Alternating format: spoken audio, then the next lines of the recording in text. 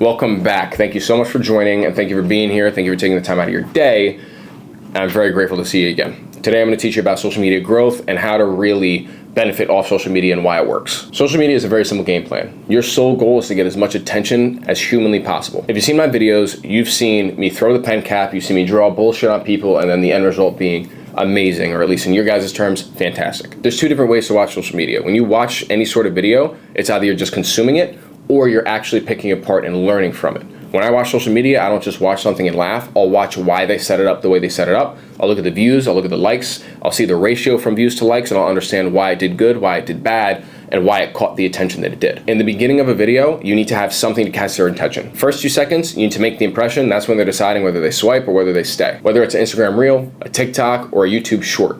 The first 2 seconds of that video is what's gonna count the most for you. For me, my little shock moment was me throwing the pen cap. You saw me throw the pen cap, you're like, why'd you do that?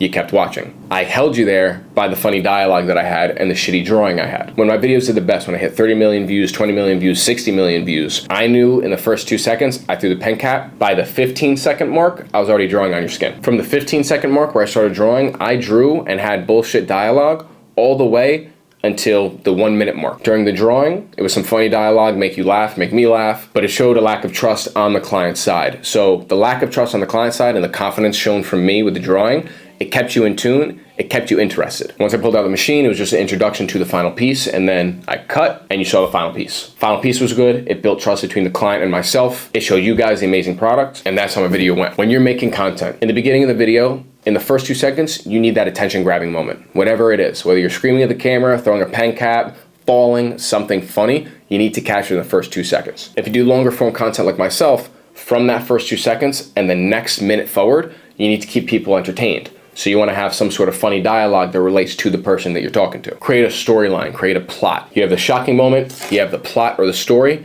and then you have the surprise at the end, the satisfying moment at the end. This is where the viewer gets majority of their value, in that satisfaction moment in the end of the video. Whatever you do at the end, there has to be satisfaction. There's so many people that make mistakes, especially tattoo artists and small business owners. You have an amazing attention grabber and you have an amazing mid of the video, but the end is so dissatisfying, nobody wants to watch again. Nobody wants to stay any longer, and nobody's even gonna go to your page. Most of you have majority of the code unlocked. It's just the last moment you don't know how to figure it out. Every little analytic counts when it comes to social media. If you understand where your viewers are coming from, where your viewers are located, the age range, the demographic of your ideal viewer, you'll understand how to produce the best content to fit them to get the best results. Some people may say that I'm stupid for doing this, but on Instagram, I stopped posting for a full month. I posted 2 times in 1 month, and my views dropped all the way down to 1 million views in that month, and I have 1.2 million followers. That is terrible.